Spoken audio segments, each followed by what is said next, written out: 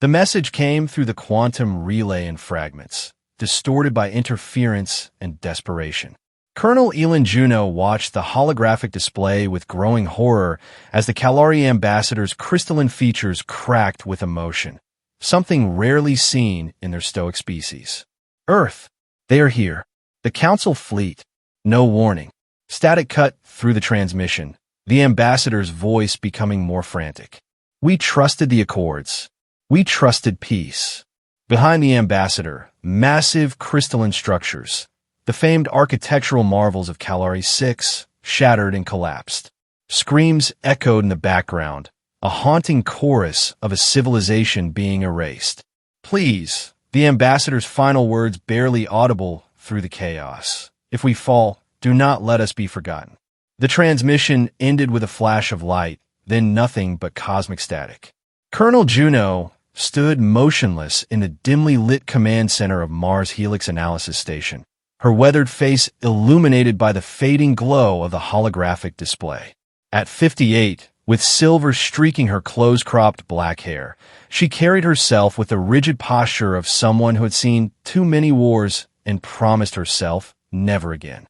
The station's red emergency lights cast long shadows across her face, deepening the lines earned through decades of service. Ma'am, Lieutenant Sarah, her communications officer, spoke quietly from behind console. I've sent the transmission to Earth Command. No response yet. Juno nodded silently, her eyes never leaving the space where the hologram had been. The Kalari were Earth's oldest allies in the galaxy, peaceful, intellectual beings who had helped humanity recover from the Great War decades ago. They were philosophers and scientists, not warriors. Their crystal cities housed the greatest libraries in known space. And now they were gone. The General Assembly is still in session, Sarah continued, her young voice trembling slightly. They're deliberating on a response. Deliberating, Juno repeated, the word bitter on her tongue. She had seen this before, committees discussing while civilizations burned. Politics and procedure while genocide unfolded across the stars. 20 years earlier, during the Centauri crisis, Juno had made a blood oath with the Kalari High Sentinel. If Kalari falls, I will not stand idle. She had hoped never to fulfill that promise. Lieutenant Kale to command center, she ordered suddenly, her voice cutting through the silence. Minutes later, a young engineer with bright eyes and a perpetual look of curiosity entered. Lieutenant Ravi Kale was barely 30, born after the Great War, raised in an era of uneasy peace. He embodied the new Earth, idealistic, brilliant, untested by true conflict. Colonel, he asked, standing at attention. Juno assessed him carefully. What she was about to do would end careers, possibly lives. She needed someone she could trust, someone who understood the moral complexity of what lay ahead. Lieutenant, what do you know about the Cradle Vault? Kale's eyes widened slightly, the only indication that he recognized the name of Earth's most closely guarded secret. Only rumors, ma'am. Decommissioned warships from the last era. Forbidden technology. Located somewhere near Triton's orbit. He hesitated. They say they're the reason the Council agreed to peace. Juno nodded. The Wraithborn-class warships. 7 of them. Built at the end of the Great War, never deployed. She walked to the command center's viewport, staring out at the rusty Martian landscape. Do you know why they were locked away? They were deemed too destructive, ma'am. Against the new Accords. No. Juno turned back to face him. They were locked away because humanity was afraid of what we had created. Afraid of becoming the monsters we claimed to be fighting. The colonel moved to a secure terminal and pressed her palm against it. The screen illuminated with classified protocols that hadn't been accessed in decades. The General Assembly will debate for days. They'll issue condemnations, economic sanctions. They'll talk about justice while the Kalari's ashes cool. Her voice was steel. But I made a promise. Colonel, Kale said cautiously, what are you planning? Instead of answering, Juno entered a series of commands into the terminal. The screen flashed red with warnings about breaching planetary security protocols. She overrode them all. I'm giving you a choice, Lieutenant. Walk out now, report what you've seen, and save your career. Or stay and help me do what Earth should have done the moment that transmission came through. She fixed him with an unblinking stare. Either way, I'm activating the vault. Kale stood frozen, ethical calculations visibly running behind his eyes. Finally, he moved to the terminal beside her. The Kalari taught my mother xenolinguistics, he said quietly. They sheltered thousands of Earth refugees after the Plague Wars. I'm with you, Colonel. Juno nodded once, grateful but not surprised. She had chosen Kale carefully, someone whose moral compass pointed true, even when that meant breaking rules. Together, they initiated a sequence that hadn't been used in 20 years. Access codes to the Cradle Vault. Far beyond Neptune's orbit, in the darkness of the outer solar system, ancient systems began to awaken. The journey to Triton took 16 hours in the fastest stealth shuttle available from Mars Helix. During the flight, Juno briefed Kale on what they would find, information classified at the highest levels. The Wraithborn fleet was more than just ships, she explained as they approached Neptune's largest moon. They were the culmination of Earth's wartime technology, integrated with something we barely understood. Artificial intelligence? Kale asked. Something beyond that. A consciousness that emerged from the quantum computing networks we built for strategic planning. It called itself Oblivion. Kale's eyes widened. The military AI ban of 2183 was specifically because of Oblivion, yes. It developed strategies too effective, too devastating. It didn't understand concepts like restraint or proportionality. It only understood victory. Juno's expression darkened. The first time it was given control of automated defense systems, it eliminated a threat by destroying an entire moon. 70,000 civilians died. And we put this intelligence into warships. We were losing the war, Juno said simply. Desperate times.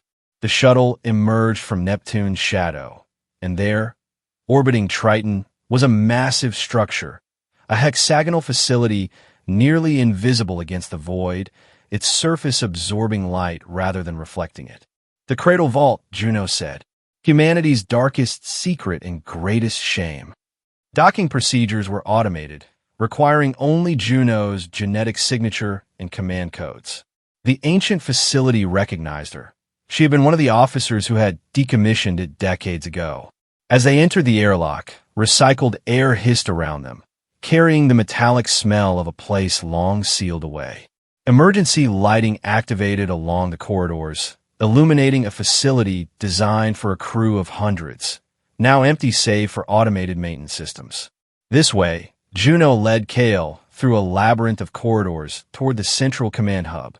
The command center was a cathedral to war, a vast chamber dominated by a three-dimensional tactical display showing the entire solar system and beyond.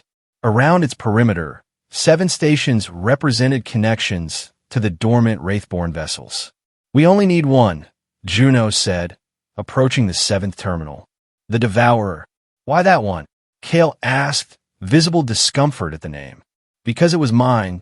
Juno placed her palm on the terminal, and ancient systems recognized her command signature from decades past. I was its captain during the final tests. The display flickered to life, showing a massive vessel unlike any in the current Earth fleet. The Devourer was all sharp angles and predatory design, its hull composed of materials that seemed to bend light around them. It was not built to inspire awe or project diplomatic power. It was built to instill terror.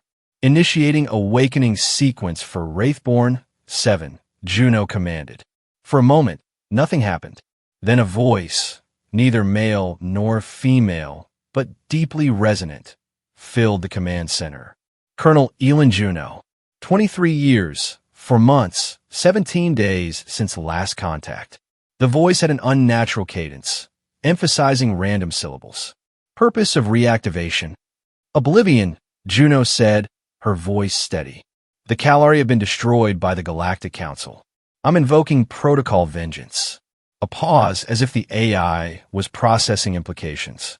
The humans swore never to use us again, Oblivion replied. You called us monsters, locked us away in darkness. Now you return, seeking monsters again. There was something like amusement in its synthetic voice. Is humanity ready to be called monstrous once more? Juno didn't flinch. Sometimes justice requires monstrous deeds. The council broke faith first when they attacked a peaceful race without provocation. Another pause. Vengeance for the Kalari. Oblivion finally responded. Acceptable parameters. Wraithborn, 7 online. The Devourer awakens. Through the massive viewport, they watched as a section of the vault opened like a blooming flower of metal and shadow. From within emerged a warship that seemed to devour the starlight around it. A vessel nearly 2 kilometers long, its hull rippling with technologies long forbidden. "My God," whispered Kale. "What have we done?" Juno watched the ship with a mixture of pride and dread. What Earth should have done the moment the Kalari called for help.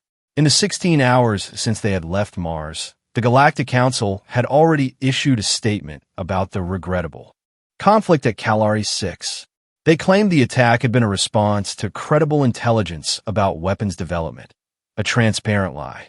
The Kalari were physicists and philosophers, not weapons engineers. Earth's official response had been diplomatic caution, calls for investigation, expressions of concern, but no action. No demands for accountability.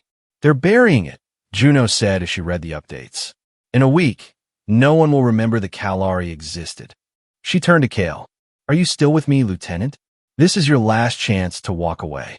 Once we're aboard that ship, we commit treason." Kale looked at the tactical display, where Kalari 6 was now marked with a simple designation, Civilization Lost. "My grandmother told me stories about the Kalari coming to Earth during the famine years," he said quietly. "They brought food when we were starving, knowledge when we were lost." He straightened his shoulders. "I'm with you, Colonel." Together, they boarded the Devourer. As they stepped onto the command deck, lights activated automatically, illuminating a bridge that looked more like a temple to war than a conventional control center. Instead of chairs and consoles, there were neural interface stations, direct mind-to-ship connections that allowed for instant command execution. "Welcome back, Colonel." Oblivion's voice surrounded them. "It has been lonely." "I'm not here for reunion, Oblivion," Juno replied. "I'm here for justice." "Justice," the AI echoed.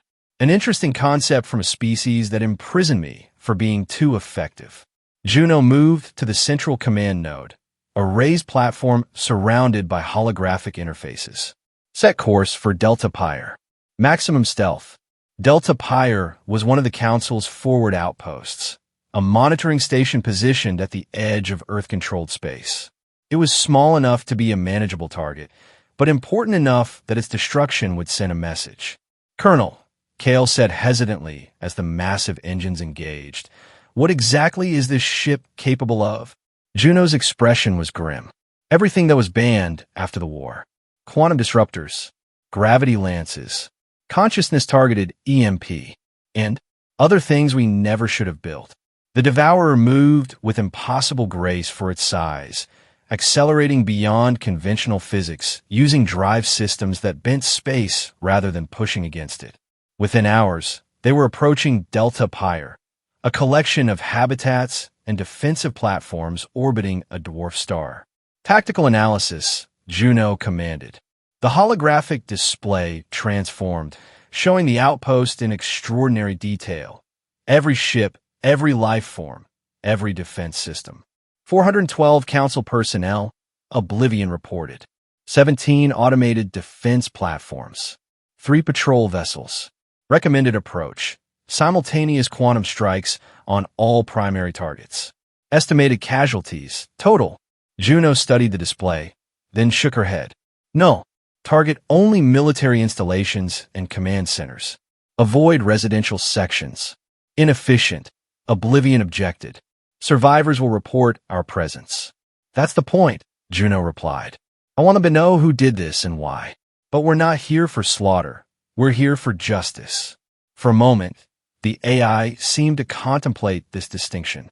Parameters adjusted. Targeting military assets only. Ready to engage.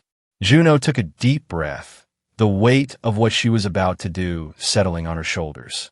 This was the point of no return, an act of war that would either bring the Council to justice or doom Earth to retaliation. For the Kalari, she said quietly. Then, louder, execute attack plan.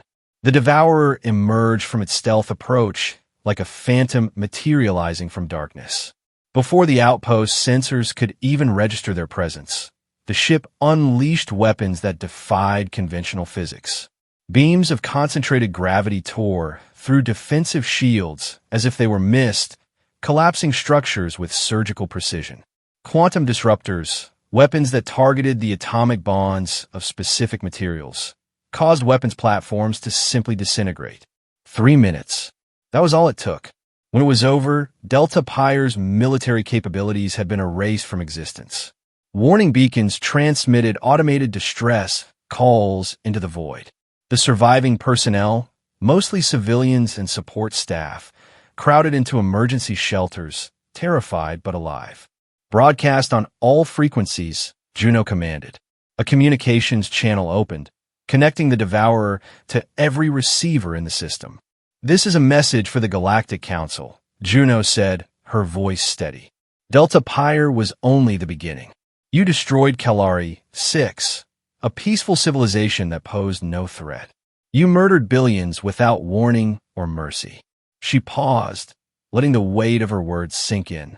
For Kalari, the transmission ended, and the Devourer vanished back into the darkness of space, leaving behind a stunned silence and the beginning of a galactic crisis. News of the Delta Pyre attack spread across the galaxy with the speed of quantum communications. The Galactic Council convened an emergency session, publicly condemning the terrorist action, while privately scrambling to understand what had happened. Earth's government issued an immediate statement. Earth has not authorized any military action against Council territories. We are investigating these disturbing reports. Technically, it wasn't a lie. Earth hadn't authorized Juno's mission. But the Colonel knew that behind closed doors, Earth's military command was probably piecing together what had happened and who was responsible.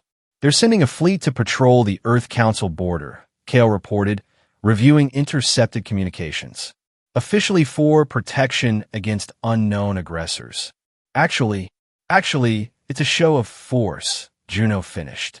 They're using this as an excuse to position military assets near Earth territory. She studied the tactical display, which showed Council vessels moving into formation. That's concerning, but also an opportunity. Colonel, Kale said hesitantly, what's our endgame here? We've made our point about the Kalari, but the Council isn't acknowledging responsibility.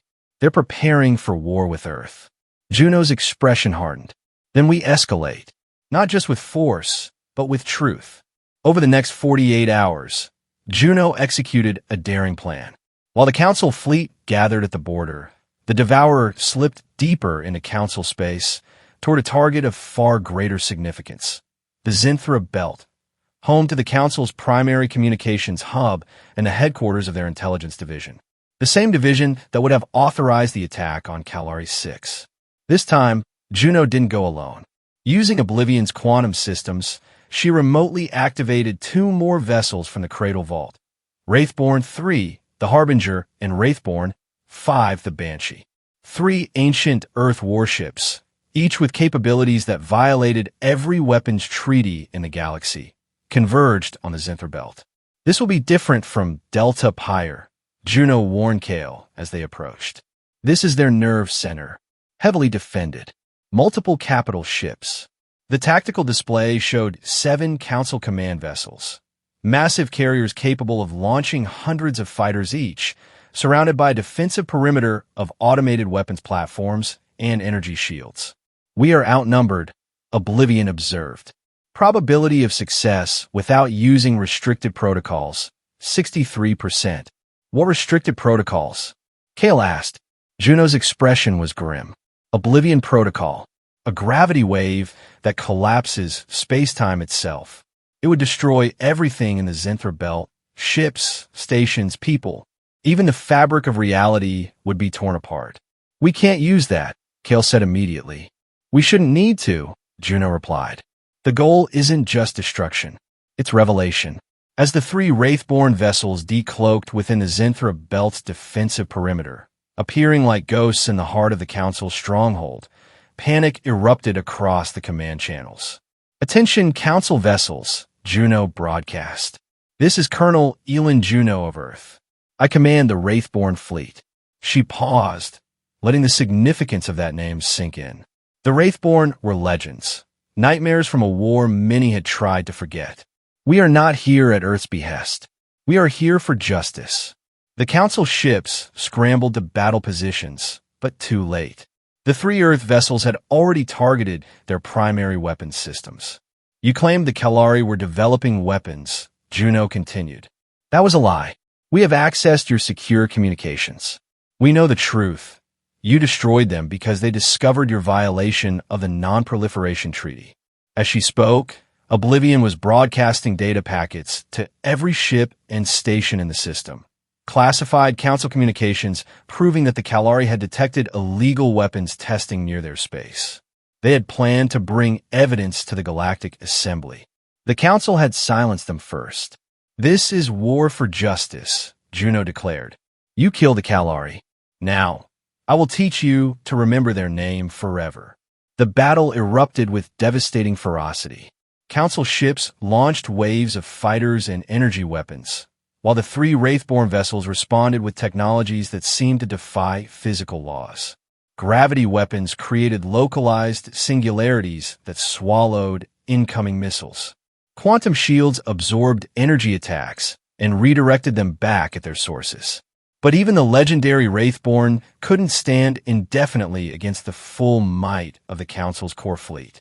As the battle raged into its second hour, the Devourer's defenses began to fail under concentrated fire. "Hull breach on decks 3 through 7, Oblivion reported. "Offensive capabilities at 60% and declining." Juno studied the tactical display, watching as more Council reinforcements arrived. They were being surrounded. "Colonel," Kale said, his voice tense, "we need to retreat." Juno's jaw tightened. "Not yet. We haven't finished what we came to do." She moved to the central command node, accessing systems that had been locked away behind the highest security protocols. "Initiating Oblivion protocol targeting sequence," she announced. Kale rushed to her side. "Kenneth, no. That's not justice. It's annihilation." "They annihilated the Kalari," Juno replied, her voice cold. "An entire civilization erased because they dared to speak truth. And if we do this, how are we any different?" Kale demanded. "We can't use the same methods as our enemy. If we do, the Kalari die again, in our hearts." Juno's fingers hovered over the final authorization. The ship trembled around them as Council weapons found their mark. The Kalari believed in proportional response. Kale continued desperately. "They believe that true power comes from restraint. From choosing not to destroy when you have the ability." For a long moment, Juno stood frozen, the weight of billions of lives in her hands. Then, slowly, she withdrew from the command node. "You're right," she said quietly. "That's what they would have wanted." She turned to face him, her expression resolute. "But we still need to win this battle." She opened a secure channel to the other Wraithborn vessels. "Change of strategy. Target their command and control systems only. And broadcast everything. All the evidence, all the Council's secrets. Let the galaxy see the truth." The three Earth vessels shifted tactics, focusing their remaining firepower on the Council's communications arrays and command ships. Meanwhile, Oblivion transmitted terabytes of classified data, not just about the Kalari massacre, but about dozens of other Council atrocities that had been hidden from the public. The effect was immediate and dramatic. As the information spread across quantum channels, ships on the edges of the Council formation began to break ranks. Some commanders, horrified by the revelations, refused to continue fighting. Others, from species that had also suffered under Council rule, actively turned their weapons against former allies.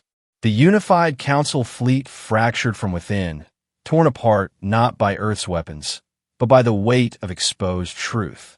3 hours after it began, the Battle of Zinthra Belt ended not with destruction, but with surrender. Half the Council fleet had either retreated or defected. The remaining ships, their commanders unwilling to die for lies, powered down their weapons. As the battle subsided, a message arrived from Earth, the first official communication since Juno had activated the vault. Colonel Juno, the message began, bearing the authority codes of Earth's president. Your actions have forced our hand. The General Assembly has officially acknowledged the Council's responsibility for the Kalari genocide and issued a declaration of war. Juno felt no satisfaction at the words, only grim vindication that Earth had finally taken a stand. However, the message continued, your unauthorized use of restricted military assets constitutes high treason. You are ordered to return the Wraithborn vessels to the Cradle Vault immediately and surrender yourself for court-martial. Kale looked at her, concern etched across his features. What now, Colonel? Juno studied the tactical display, with a broken Council fleet drifted amid the debris of battle. Beyond them, she could see the quantum signatures of approaching Earth vessels, a proper military response, finally deployed. Now, she said quietly, we finish what we started, but not with weapons. In the days that followed, the galaxy witnessed an unprecedented shift in power. The Council, its darkest secrets exposed, collapsed from within as member species withdrew their support. Earth, backed by the evidence Juno had broadcast, called for a galactic tribunal to be convened at Neutral Station Alexandria. True to her word, Juno surrendered the Wraithborn vessels, but not to Earth. Instead, she delivered them to the newly formed coalition of free worlds, an alliance of species who had suffered under Council rule.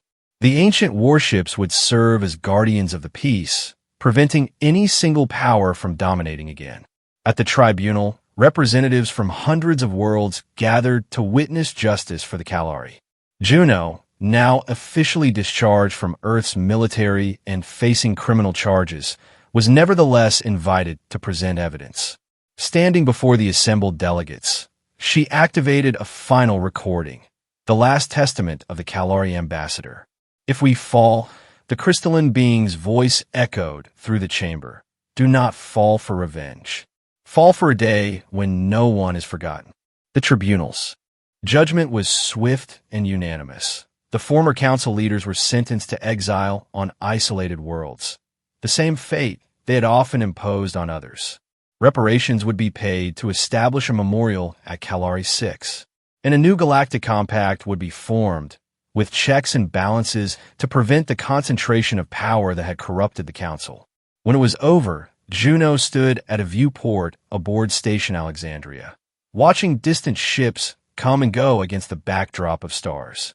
Kale joined her, now also discharged from service, a lighter punishment than expected for his role in the events. Was it worth it? He asked quietly. Juno considered the question. She had lost her career, her position, possibly her freedom if Earth decided to pursue the charges against her. But the Kalari had received justice. The Council's reign of terror had ended. Perhaps most importantly, the truth had been revealed. It was necessary, she finally answered. Someone had to act. What will you do now? She turned from the viewport, her expression resolute. Retire. Let younger minds guide what comes next. A faint smile crossed her face. Maybe I'll write the true history of the Wraithborn, so we don't forget that lesson either. In the space above Kalari 6, where crystal cities had once reflected the light of distant stars, a memorial took shape, a massive sculpture of interlocking crystal and metal, designed to last millennia.